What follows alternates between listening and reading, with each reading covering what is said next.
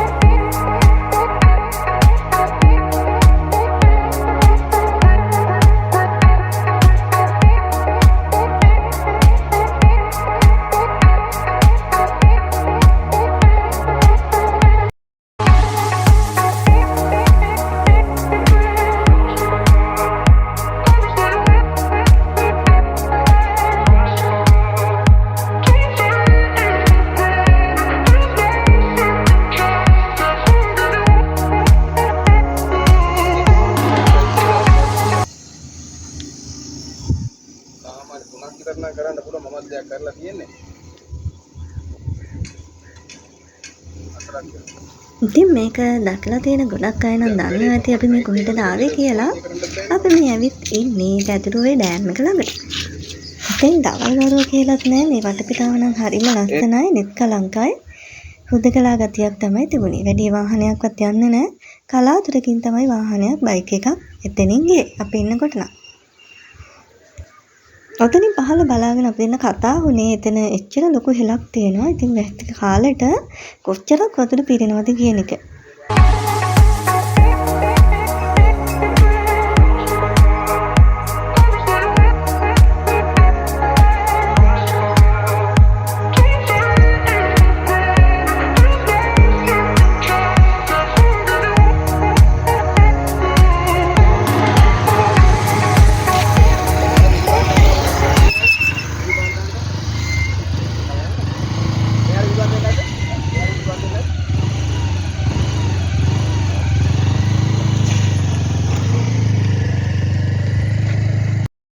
ඉතින් දැන් ඔන්න ඔතනින් තමයි අපි දෙන්න එබීගෙන බලාගෙන හිටියේ. දැන් ඔයාලට පෙන්වන්න ඕන නිසා මම ඒක වීඩියෝ කරගත්තා මෙන්න මේ විදිහට. මෙතන පල්ලැහැ කොච්චර ගැඹුරු වුණත් පේනව නේද? කොච්චර වතුර ප්‍රමාණයක් පිරීලා තියෙනවද කියලා.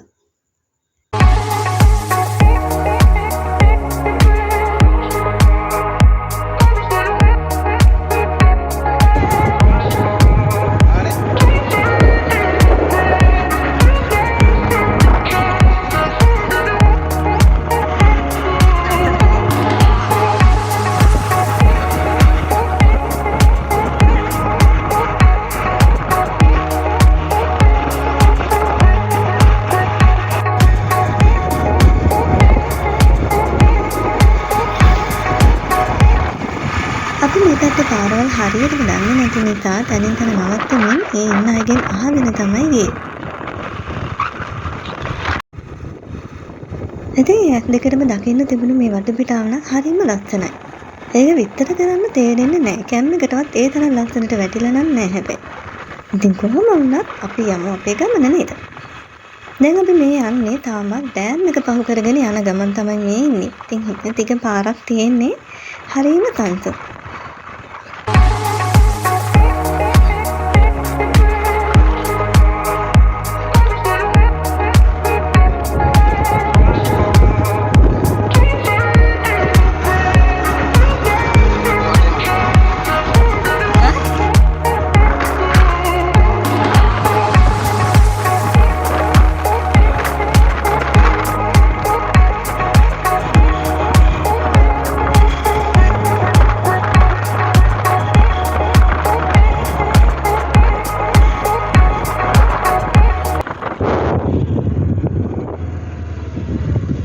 මාළු වලට තැන්න පොරෙන් යන්නේ.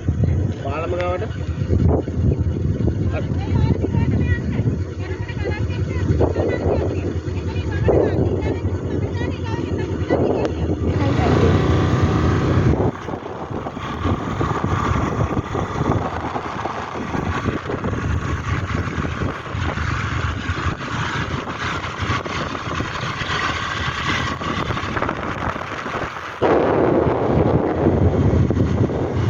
අපි ඉන්න මාළු දාලා යන්න.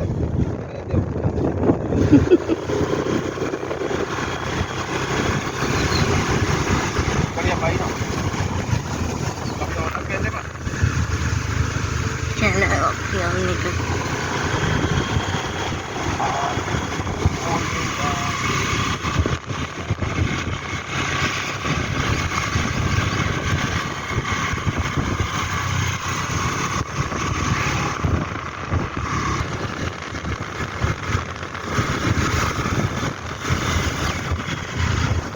අපි වැදුරුව වටේ ගිය මේ ගමනේ ගම්මාන 3ක් විතර වගේ පිහිටලා ඒ ගම්මාන ඇතුලේ ගොඩාක් දුෂ්කරයි. ඈතින් තමයි ගෙවල් තිබුණේ වතුරෙන් තනි විතරක්. ඒ විදිහට කඩයක්වත් නැති තරම්. හැබැයි ගොඩාක් ලස්සනයි, උඩකලාවයි, හරිම සංසුන්. මේ මෙතනද ඉන්න පුළුවන් පැත්තක් තමයි මේ.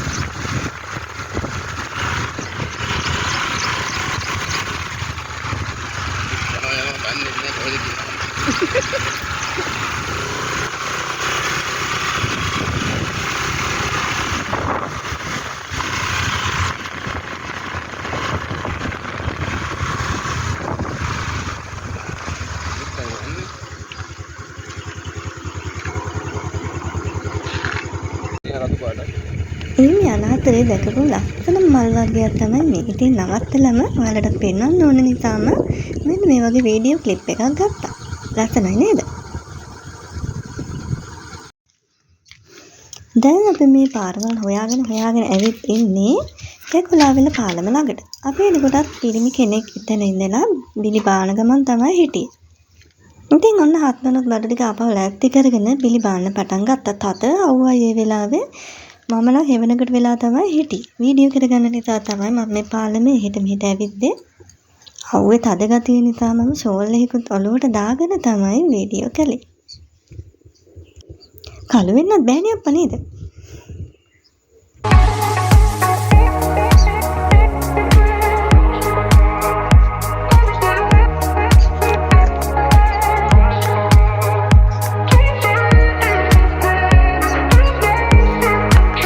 කැකුලාවෙල පාලම ගාවින් ඊළඟට අපි ආවේ දැදිරුවේ තවත් තැනකට. එතන තමයි අපි දවල් කෑම ගත්තේ. බිත්තර රොටි, චිකන් කරිත් සමග රස කර කෑවා. එතනත් වටපිටාව ගොඩාක් ලස්සනයි. කවුරුවත් මේ වෙලාවේ හිටියේ නැහැ. බව්ව දෙන්නෙක් තමයි අපේ තනියට හිටියේ.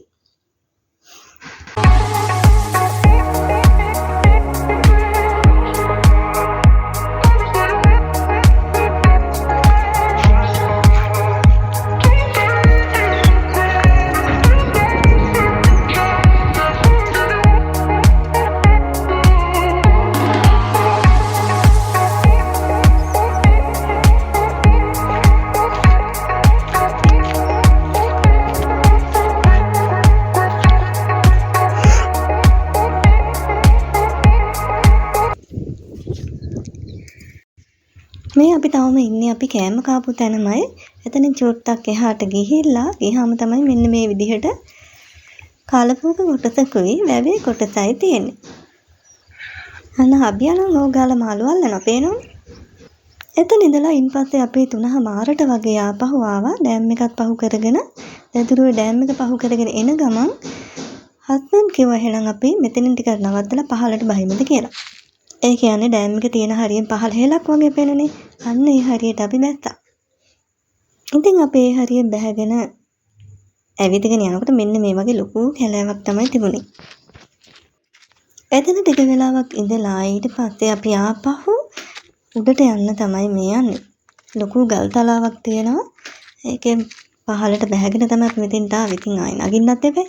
මම බොහොම බහෙන් තමයි වැස්සේ. මොකද මේ ගල් කළු ගල් තියෙන්නේ. ඒවා පෙරලෙන්න බලනවා අඩිය තියද්දි.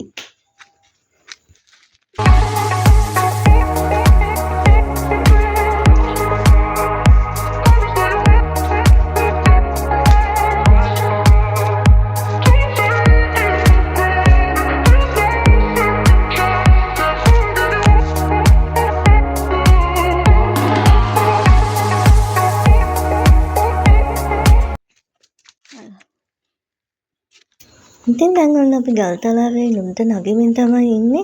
ෆෝන් එක නම් හරියට මට අල්ලන්න බැරි වුණා තනි අතින්. අත්බරුවත් අල්ලගෙන අනිත් අතින් ෆෝන් එකත් අල්ලලා බොහොම පරිස්සමට තමයි මම නැග්ගේ. මේ පේන පොඩි පොඩි ගල් උඩින් අඩිය තිබ්බහම මේ ගල් පෙරලෙන්න වගේ බලනවා. ඒක කන්න තියෙන්නේ තුසාට්ටට. දැන් මේ පෙන්නනවා වගේ ඒක මට හරියට පෙන්නන්න ගන්න බැරි වුණා. ඉතින් එහෙම නගින්න මම හරිම බයයි. ඔන්න එතනත් අපි උඩට ආවා වුණ ඈතින් පේන්නේ ඩෑම් එක. ඒ පාර තමයි ඈතින් පේන්නේ. දැන් තියෙන්නේ. එතන අපිට ඕනේ වුණා මේ පල්ලෙහා හරිය තියෙන තාප්පේ ගානුත් තිබිලා බලන්න. ඉතින් අපි මේ පැත්තට යන ගමන් තමයි මේ ඉන්නේ.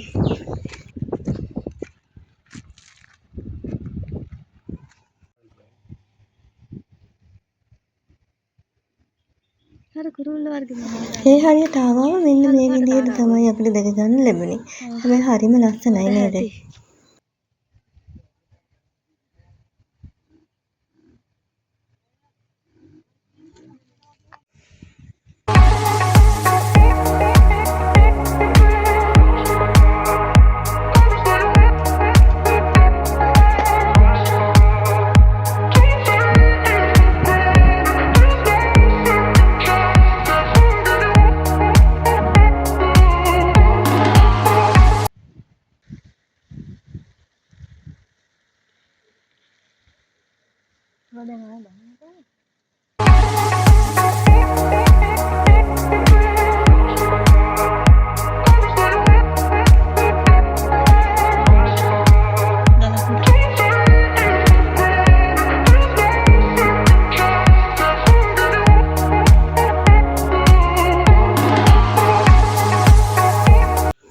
දැන් අපි ඇවිත් ඉන්නේ අර කලින් හිටිය තාප්පෙට වඩා ටිකක් උස හරියකට. ඒ තාප්පේ හරියම ඔන්න ඔය පේන බැම්මේ උඩට ඇවිත් තමයි අපි ඉන්නේ. කොහමද?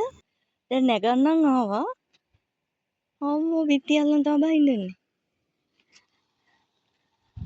නේ?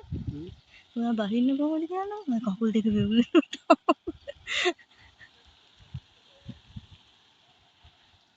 බැමි කැඩිච්ච අර. අනික වැඩි තියෙන්නේ. පස් ගිහිල්ලා නේ කරිලා.